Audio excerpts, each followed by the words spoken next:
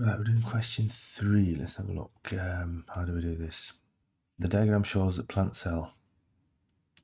So the outside thick part is the cell wall. Right, the bit there, I normally draw it so I can see that there's a gap. It's the cell membrane. These two are difficult to tell apart, but I think if you look at most books, this one tends to be the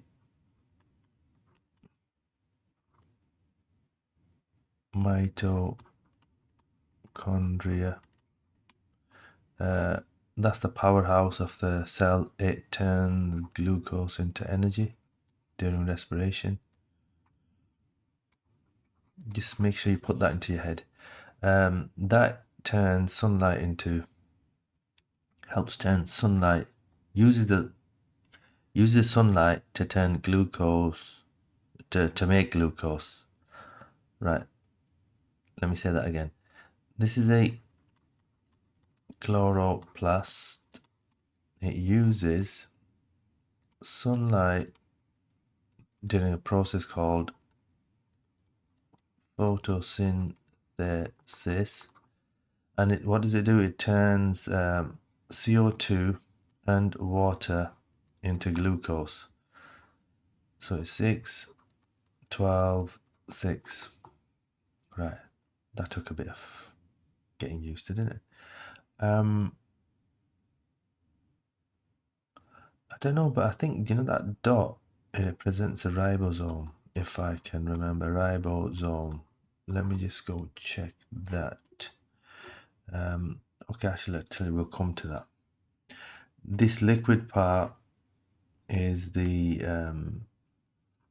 cytoplasm, and this T is the permanent vacuole.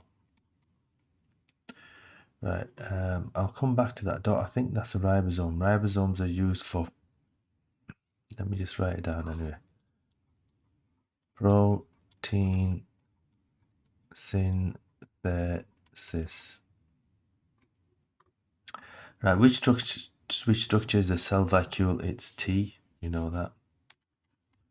Which part is for photosynthesis? It's P, we know that. Which structure is the cell wall? We put that down. It is S. That's this thick part here, the outer wall, that can withstand a lot of pressure. So cells don't burst when they've got loads of water in them. Right. Okay. Protein synthesis. Right. Is done in the ribosome. Chloroplast, that's photosynthesis. Mitochondria is the respiration. It's for creating energy, turning glucose into energy. And that's a starch granule.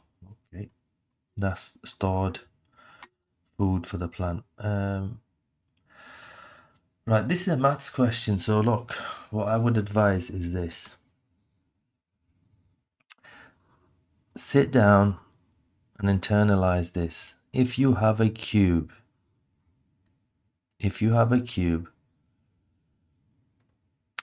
right, what I'm going to do is I'm going to do it this way. If you have a cube, you know the volume is, now just learn it this way and just internalize it and leave it. So just say we call that the length L.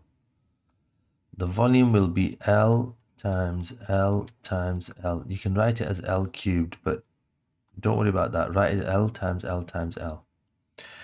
Now look at the surface area. Basically, if you paint this,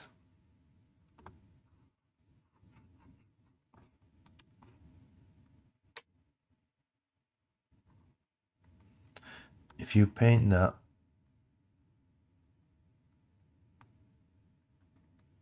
you've got 3 faces painted there. That's horrible, but right. What you do is you do 6, because you have 6 faces. That's a face. That is a face. That is a face, and we've got 3 hidden faces. So we've got 6 faces times length times length. That's it. Right. Let me say that again here. Volume is L times L times L.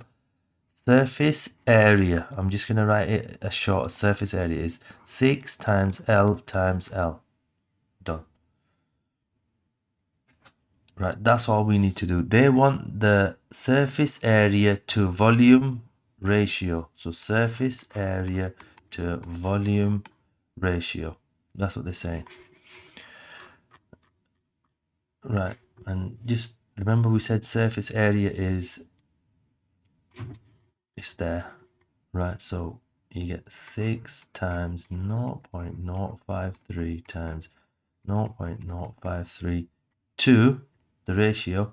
And what did we say? There, volume is through 0.053 times 0.053 times 0.053.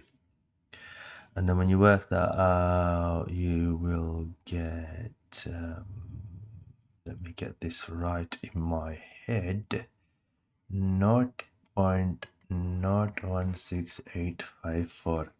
Okay, and here you've got is 0.00015. But they want, look at this, they want this number, the second number, as 1. So what you do is you always divide it by itself. So I'm going to divide this by 0.00015. Whatever I do to one side, I have to do to the other side.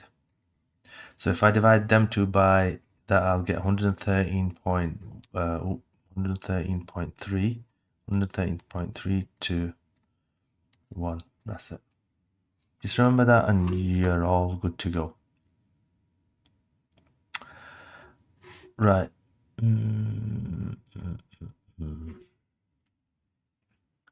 Let me just go through this with you, right? There's a red blood cell. First of all, right, learn all these things. It is biconcave shape. What are the benefits?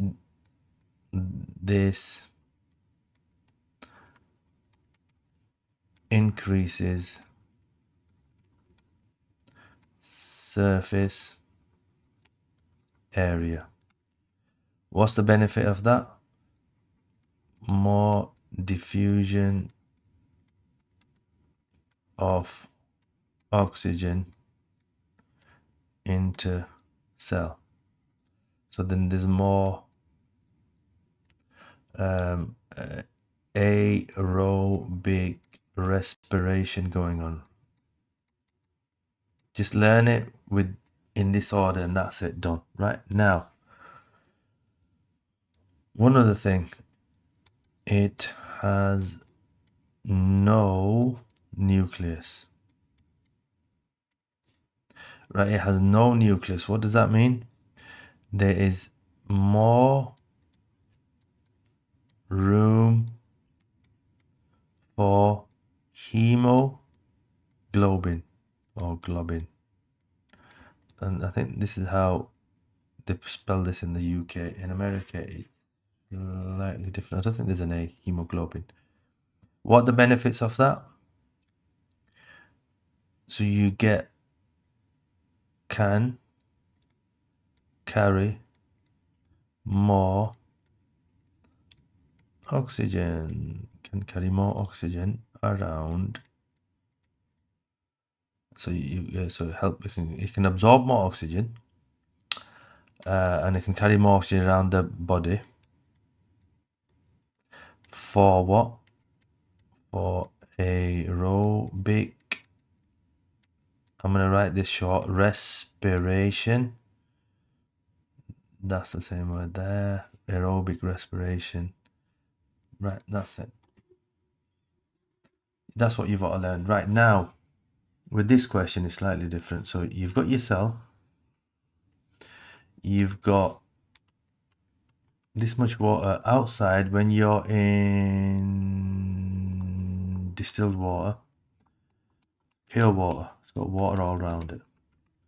So what we've got to write is water moves into the cell. Why? Well, okay, through osmosis, because there's through osmosis, because water is diffusion. Osmosis is the diffusion of water, right? So through osmosis. Now, why? Because the water moves from an area of high water potential to an area of low water potential.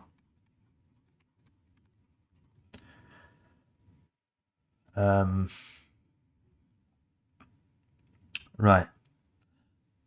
Now, it will swell up, and no cell wall means the red blood cell will burst. There you go. Now what it is, it's going to go in the opposite direction, but you're going to put into concentrated salt solution.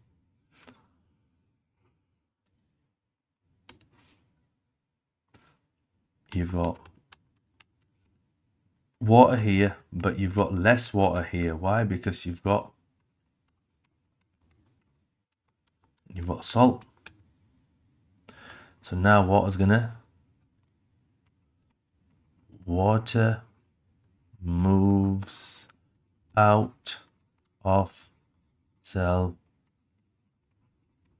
through osmosis from an area of high water potential in the cell to an area of low water potential inside to an area of low water potential inside or in the solution. And then just finish it up by saying the cell will shrink or get smaller as the volume of water moves out. Okay, that's good.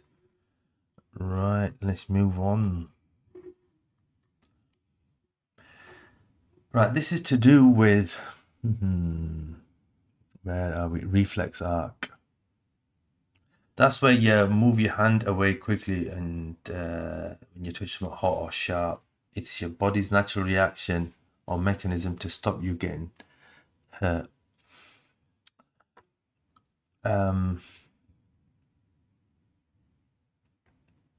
Right, give the name of this reflex response. It's unconscious, it's automatic. Right, let's have a look. Yeah, I'd say automatic response or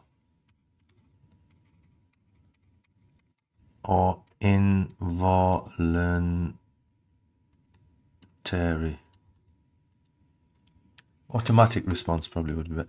Right, draw an arrow on the diagram, show direction of the nerve impulse at point X. Right, let me get this. So you've got receptor cells there. They send an impulse up the sensory neuron. Let me get this right. It's that one there. Past the cell body into the central nervous system. Then it goes down the relay neuron across the synapse, and then it goes the central nervous system down the motor neuron to the effector of the muscle, and your hand then gets pulled back here. Right, that's what's going on. So we need to show the direction of the nerve impulse. An impulse you can look as an electrical signal. Where's point X? So it's going in this direction. Let us have a look. It is going in X, right? Okay, so it's going away. It's going this way. Yep. So there. So it's going. Just gonna mess this up. Let me get rid of all that. Let me get rid of all that so it's clearer. Right. So it's basically going in that direction. There you go. Okay, which structure detects the stimulus? Which structure detects the stimulus? E. It will be E. So you've got some receptor cells there, or sensor cells. They're attached to the sensory neuron, I think. Which structure is the motor neuron? It's I, is it? I, yeah. It's I. It's this one that we drew. Motor, it goes like a motor, it goes and does something. Well, supposed to anyway. Right, okay. Right, this is sort of maths question. He says, right, a neuron has a length of, and look, straight away I've noticed that it's per second. So you've got 1.10 meters equals 110 centimeters, and that is the distance. We know the speed is 120 meters per second, meters every second, okay? So we need to work out the time. So I know it like this. Drink some tea, always start from the top. That is speed, that is time, and that is distance. Right, so we can say speed equals 110 over 100. No, whoa, stop it, whoa. Let me just get rid of that. Let me just get rid of that. Let me start again. I'm not calculating the speed. I've got the speed. I'm working out time. And what you can do is, look, we're working out time. That's what we're working out. So the speed is 120. The distance is 110. And this line here means divide by. So time is 110 divided by 120.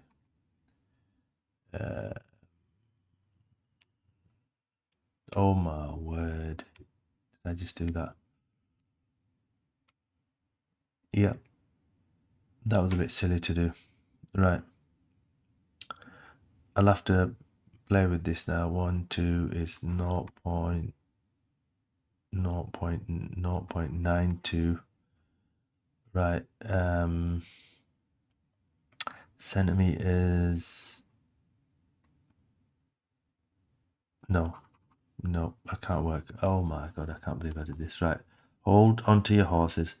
Right, let me just get rid of this. Let me get rid of that. Let me get rid of that and that. Right, let me try that again. That's what happens when you're half asleep. Right, let me try that again. Get rid of that. That was a false red herring. Right, that's in meters and that's in meters. I do not need that.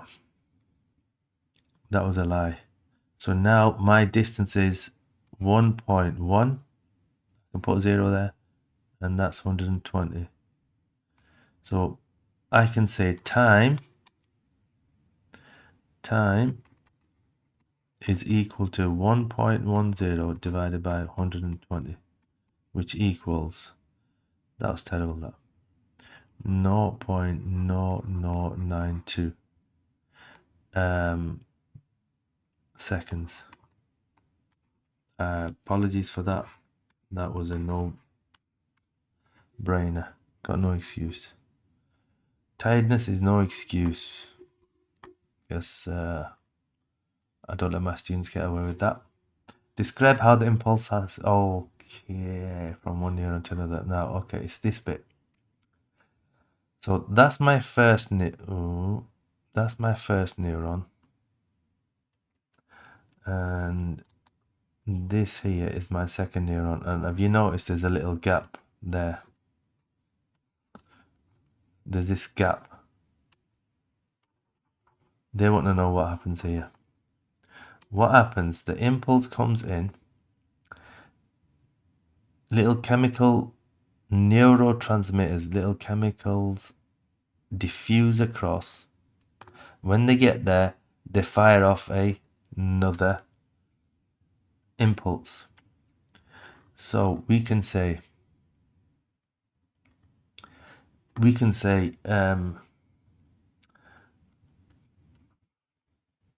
the gap is called a synapse, and neurotransmitters are, right, let's get rid of that. I was going to say released and then diffuse across the synapse, and then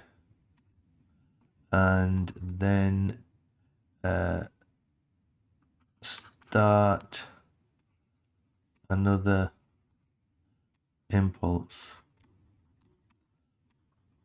on the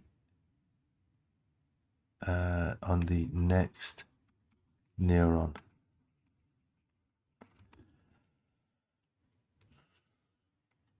So the impulse arrives, neurotransmitters diffuse across, and then when they get there, they trigger off another impulse. Okay.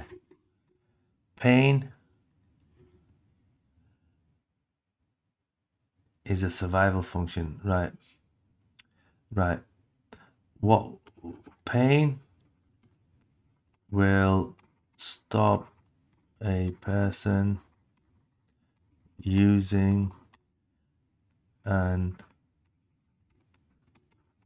injured limb or part of the body, so stops further damage. This also allows the healing or repair healing of the limb or body part. And one other thing, it helps you learn what is dangerous.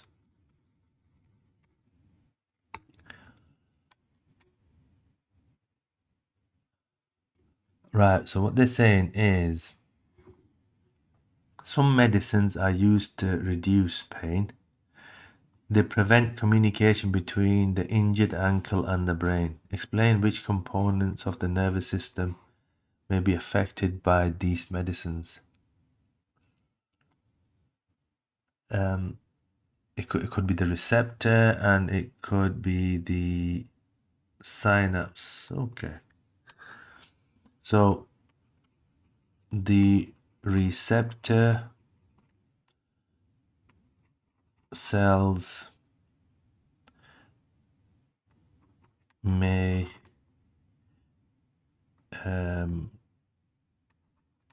be less able to detect pain or stimulus, right? This will prevent or stop or reduce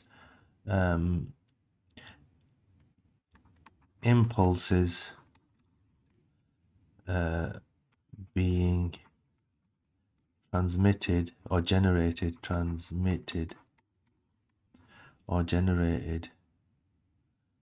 in the neurons, right? In which neurons? The sensory neuron and the relay neuron.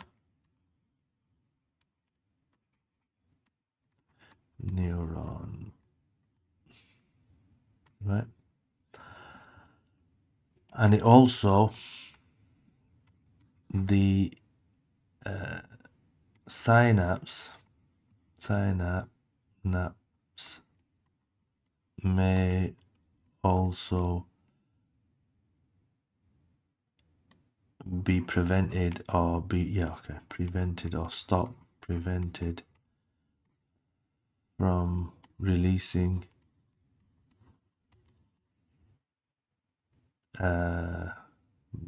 synapse may also be prevented from releasing neurotransmitters in order to pass the signal on. Okay.